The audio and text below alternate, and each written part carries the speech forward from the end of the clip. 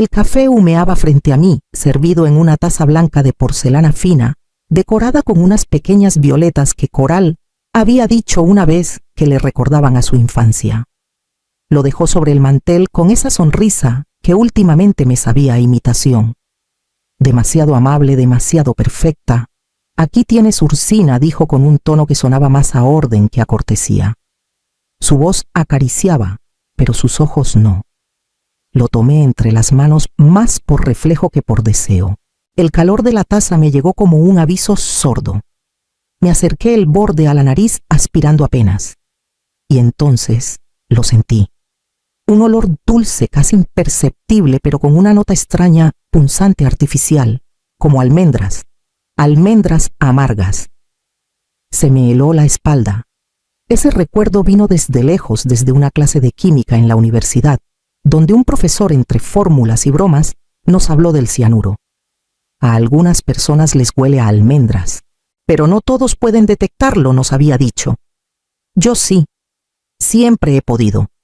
Levanté la vista y Coral seguía allí, mirándome con aparente calma, las manos apoyadas sobre el respaldo de la silla, como si esperara una señal.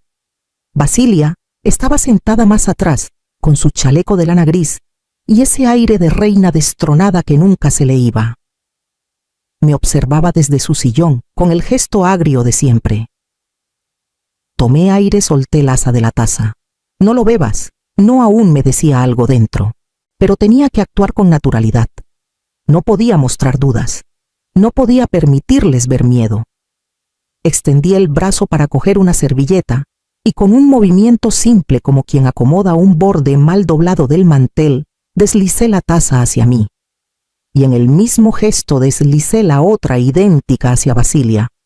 Todo en silencio. Nadie lo notó. Coral se giró hacia la cocina ajena a lo que acababa de ocurrir. Basilia acercó la taza a sus labios sin pensarlo como cada mañana. Yo me senté con el corazón golpeando en mi pecho y las manos frías. Algo en mi interior me decía que lo que acababa de hacer cambiaría el rumbo de todo y que ya no habría forma de volver atrás. Cerré la puerta del baño con suavidad y me quedé unos segundos apoyada contra ella intentando controlar la respiración. El vapor de la ducha aún impregnaba el aire con ese aroma a lavanda que tanto me gustaba, pero que ahora no lograba calmarme. Me acerqué al espejo y me observé. Tenía el rostro pálido, ojeras marcadas y una delgadez que no podía culpar solo a la edad. Los médicos lo habían llamado agotamiento nervioso, síntomas de estrés post-jubilación. Coral lo repetía con una naturalidad insultante. Suegra, tienes que aprender a descansar. No puedes seguir con ese ritmo mental de directora. Y luego, como si fuera una buena samaritana, me traía gotas en un frasquito ámbar con una etiqueta escrita a mano, extracto floral, calmante natural. Yo las tomaba, al principio confiando, después por miedo a que el insomnio volviera con más fuerza.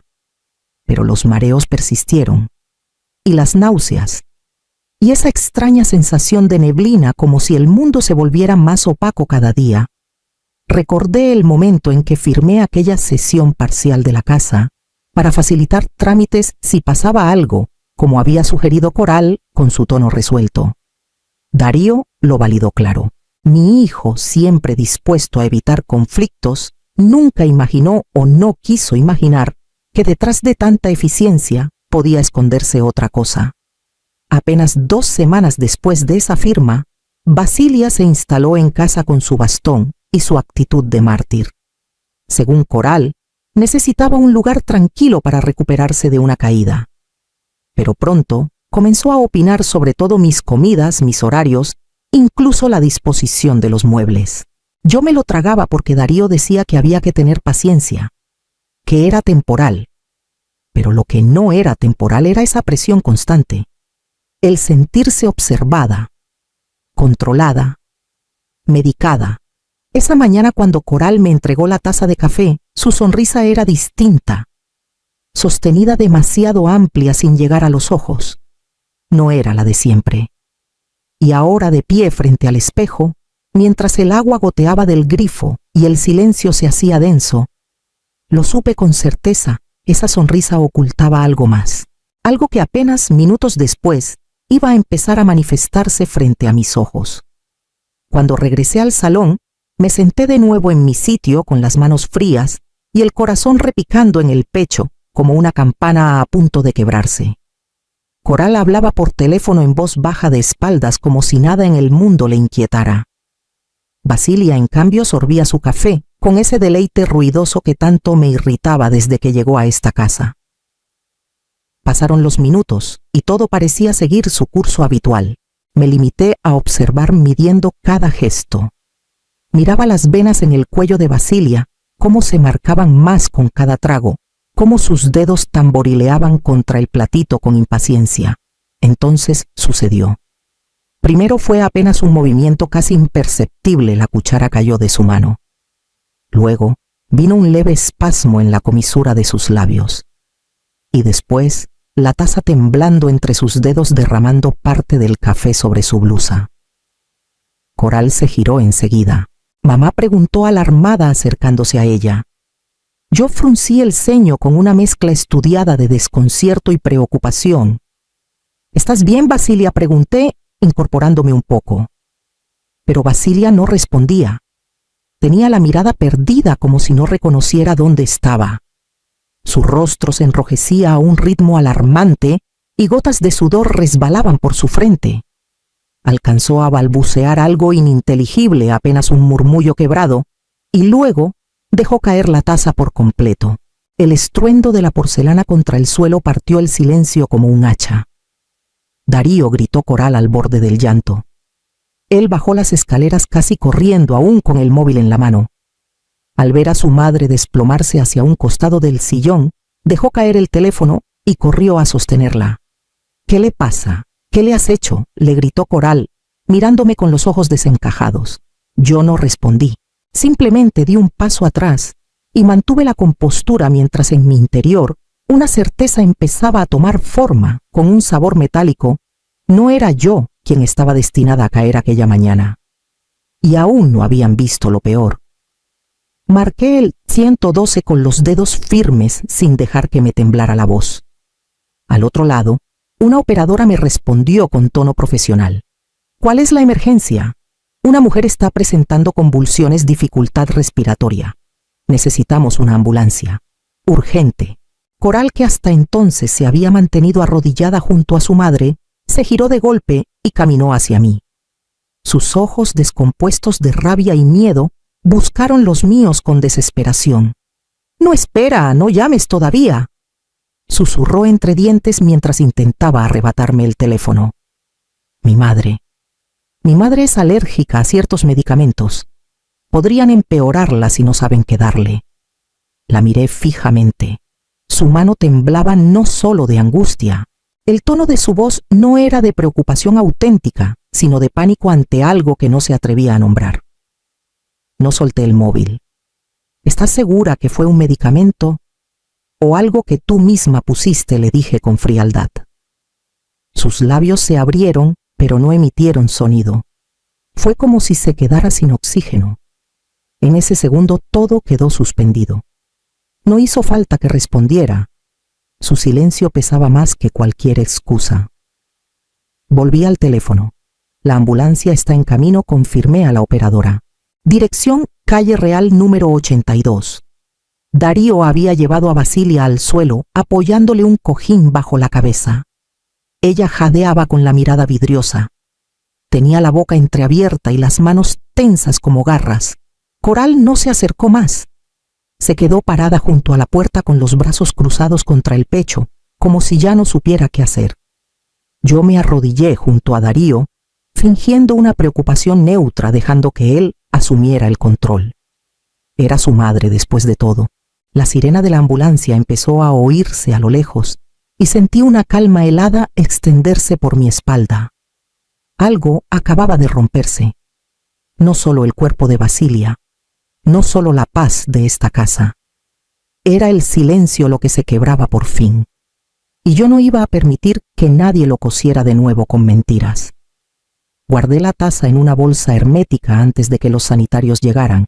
Nadie se dio cuenta, ni Coral demasiado ocupada en no desplomarse frente al cuerpo de su madre, ni Darío paralizado por la angustia. La dejé en la alacena más alta entre botes de harina que nadie tocaba desde Navidad. Esa misma noche llamé a Inés. Necesito que veas algo, le dije sin rodeos. Y necesito que lo analices con la precisión que solo tú sabes tener. Quedamos al día siguiente en su casa. Inés seguía siendo la misma mujer meticulosa y observadora que había sido cuando trabajábamos juntas en el colegio.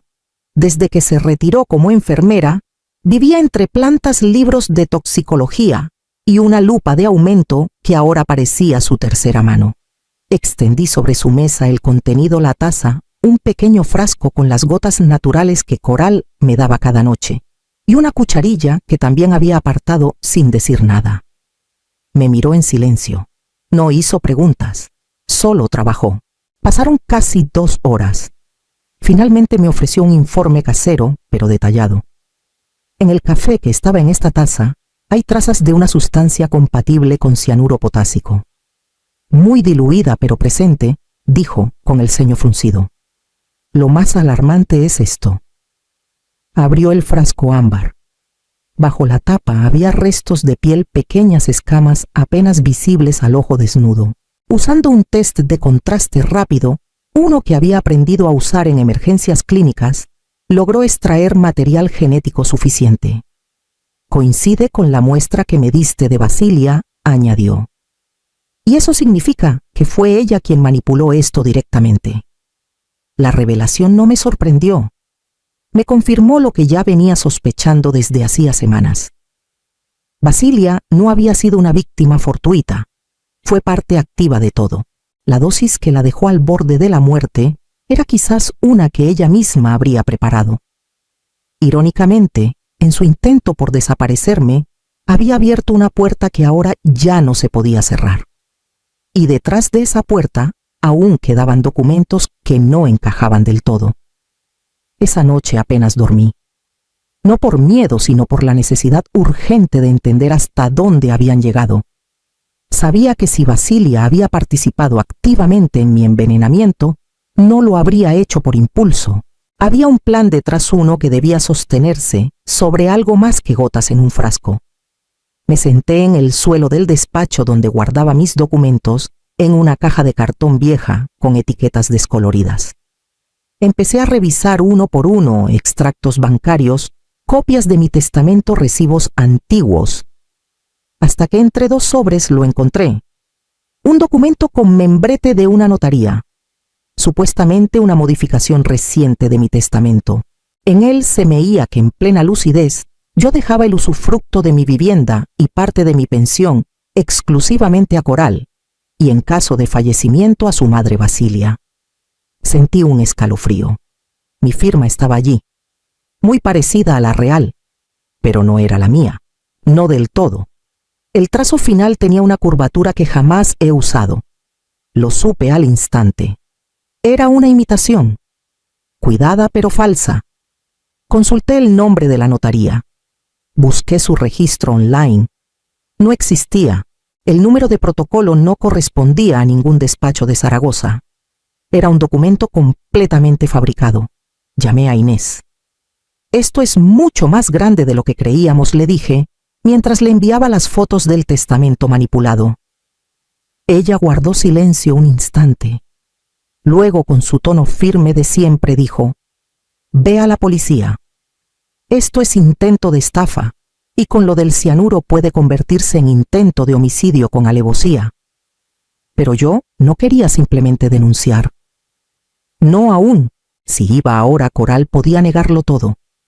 Diría que fue su madre, que ella no sabía nada, que fui yo quien malinterpretó los hechos. No. Yo quería verla caer con su propia lengua. Quería que dijera lo que pensaba cuando creía que nadie escuchaba, porque una mujer que planea tanto siempre comete un error, habla de más cuando se siente segura. Y yo iba a estar ahí cuando lo hiciera. Darío no me miraba a los ojos. Desde el incidente con Basilia, andaba errático con los hombros vencidos hacia adelante, como si llevara una culpa que no sabía nombrar. Decía que tenía mucho trabajo, que apenas dormía. Pero yo sabía que lo que no lo dejaba descansar no era el bufete. Era la grieta que se había abierto bajo sus pies. Una tarde lo encontré en el jardín sentado junto al naranjo, con la mirada perdida entre las ramas secas. Me acerqué sin decir palabra. Llevaba en las manos una taza que ni siquiera había probado. ¿Cómo está ella?, le pregunté sin rodeos. Él tardó en responder. Sigue en observación, pero ha recuperado algo de habla. No muy clara, pero está consciente. Asentí. Iba a decir algo más, pero él se adelantó. Coral dice que todo esto, hizo una pausa larga, que todo esto es producto de tu imaginación, que estás confundida desde hace meses, que la caída de Basilia fue casual y tú estás empeñada en ver veneno donde no lo hay. Me quedé en silencio sin apartar la vista de él. ¿Y tú qué crees?, Darío tardó en responder. Sus dedos apretaban el asa de la taza con fuerza. Te vi una vez en el despacho, buscando unos documentos. Dijiste que habías perdido la clave del ordenador, pero luego encontré el equipo abierto y Coral estaba sentada delante mirando algo en tu correo. Cuando me vio cerró todo de golpe y dijo que solo curioseaba. Bajó la vista. También encontré un frasco en su coche, sin etiqueta. Lo tiró a la basura cuando me vio mirarlo. Dijo que era aceite esencial para dormir mejor. Y le creí. Porque quería creerla. Porque no quería pensar mal. Se le quebró la voz. Pero mamá, ¿y si tú tenías razón desde el principio? No supe si responderle o abrazarlo. Tal vez ambas cosas eran inútiles en ese momento, porque había algo que él aún no sabía, algo que estaba a punto de escuchar con sus propios oídos. Esperé al momento justo. Coral llevaba días moviéndose por la casa como un animal herido, más controladora, más torpe, más irritable. Basilia aún seguía en el hospital y Darío comenzaba a alejarse de ella en gestos casi imperceptibles. Yo no la provocaba. No la enfrentaba, solo dejaba que su propio veneno hiciera su trabajo. Aquella mañana, mientras preparaba el desayuno, dejé el pequeño grabador entre los tarros de arroz y azúcar justo al fondo del estante superior de la cocina. Un aparato simple, discreto, que Inés me había prestado sin hacer preguntas. Lo activé con un solo clic. Después salí con la excusa de ir a caminar por el parque. No estuve fuera más de 40 minutos. Cuando volví, Coral hablaba por teléfono. No me vio entrar. Su voz era baja, pero no lo suficiente. No debió ser para ti, mamá, dijo con tono tembloroso. Ella tenía que firmar y desaparecer. No así, no tan pronto. Se quedó en silencio unos segundos como escuchando a alguien al otro lado de la línea. Luego murmuró: si Darío llega a descubrirlo todo, no lo va a entender. Pero tú dijiste que era lo mejor, que ella no tenía ya sentido aquí, que nos estorbaba. Eran palabras como cuchillas envueltas en terciopelo. Me quedé quieta en el pasillo sin respirar. Su voz bajó, luego subió de nuevo en una frase que terminó de sellar lo que ya sabíamos: la firmita ya la tenemos. Solo falta que nadie mire demasiado de cerca. Me retiré sin hacer ruido. Más tarde en mi habitación saqué el grabador y escuché la grabación entera. Sin cortes, sin ambigüedades. Era suficiente. Al día siguiente me presenté en la comisaría. Entregué el archivo en un pendrive acompañado de la copia falsificada del testamento y los informes médicos que Inés había ayudado a compilar. No hicieron falta muchas explicaciones. Solo me pidieron esperar. Pero yo no estaba dispuesta a esperar sentada. Aún quedaba un movimiento más. Uno que Coral jamás imaginaría que venía de mí. La sala de interrogatorios de la comisaría olía a desinfectante y a mentira. Coral estaba sentada con los brazos cruzados, la mirada seca, contenida. Yo observaba desde detrás del espejo, junto con un agente, y Darío, que no podía dejar de moverse en su silla. Su pierna rebotaba sin cesar, como si cada golpe del pie contra el suelo quisiera enterrar lo que ya era imposible esconder. El policía formulaba preguntas precisas, directas. Coral respondía con evasivas, hasta que en un momento de tensión levantó la vista y clavó los ojos en el espejo. No sé si nos veía, si lo intuía, pero habló como si lo hiciera. «Tú sabías», dijo con voz firme, «me lo prometiste». Darío se quedó helado. ¿Qué significa eso?», preguntó volviéndose hacia mí. Yo no dije nada. Solo lo miré. Minutos después, en el pasillo, él pidió hablar conmigo a solas. Su rostro era un mapa de grietas. No sabía nada concreto, te lo juro, pero notaba que algo no iba bien contigo. Lo veía. Y cuando le pregunté a Coral, me dijo que te estaba dando remedios naturales para ayudarte a dormir, que era por tu bien, que tú no confiabas en ella por celos, por no saber soltar el control de la casa. Hizo una pausa. Yo elegí creerla, porque no quería otra guerra en casa, porque si la cuestionaba amenazaba con irse, y yo no quería perderla, ni a ella ni a los niños. Me callé, creyendo que no era grave. No contesté, no supe cómo. El silencio entre nosotros pesaba más que cualquier palabra. Yo no necesitaba venganza, solo verdad. Y esa verdad ya estaba ahí sobre la mesa, desnuda, inevitable. Él bajó la cabeza como si por fin comprendiera el precio de su silencio. Yo giré sobre mis pasos y salí al aire libre, donde por fin podía respirar. Y mientras lo hacía, recibí la llamada que marcaría el último punto en esta historia. Han pasado 7 meses desde aquella mañana en que todo cambió. Coral cumple prisión preventiva mientras se formaliza el juicio por intento de homicidio y falsificación de documentos. Su abogado pidió medidas sustitutivas, pero el juez fue claro: el riesgo de fuga y la gravedad de los hechos eran innegables. Basilia, por su parte, sobrevivió, aunque ya no es la misma. Una parte de su sistema neurológico quedó dañada de forma permanente. Apenas habla, camina con dificultad, y según su informe clínico, su memoria a corto plazo se ha fragmentado como un cristal mal pegado. Irónicamente, su cuerpo traicionó lo que su lengua no alcanzó a confesar. Yo vivo sola de nuevo. No es soledad, es paz. He recuperado la titularidad de la casa, la seguridad de mi entorno y, sobre todo, mi voz. Doy clases de literatura a jóvenes que vienen de institutos cercanos. Los libros llenan el salón otra vez. Las plantas han vuelto a florecer. Y cada mañana preparo mi propio café, sin ayuda, sin filtros ajenos, sin aromas que despierten alarma. Sobre mi escritorio conservo la taza de porcelana con violetas, la misma que Coral me ofreció con veneno disfrazado de cariño. La lavo con esmero cada semana, aunque ya no la uso. No necesito hacerlo. Su presencia basta, porque no es solo una taza. Es el recordatorio silencioso de que confié en mi instinto cuando todos me pedían dudar, de que no me equivoqué al mirar a los ojos de quien decía quererme y ver otra cosa detrás. Darío viene a verme algunos fines de semana. Trae pasteles, flores, libros.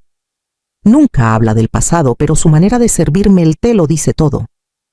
Sus gestos son lentos, atentos, como si aún buscara redimirse con cada cucharadita de azúcar. Yo no guardo rencor, solo memoria. Y esa memoria me ha hecho fuerte. El veneno no logró matarme. La mentira no logró callarme. Y esa taza silenciosa y frágil me lo recuerda cada vez que la miro.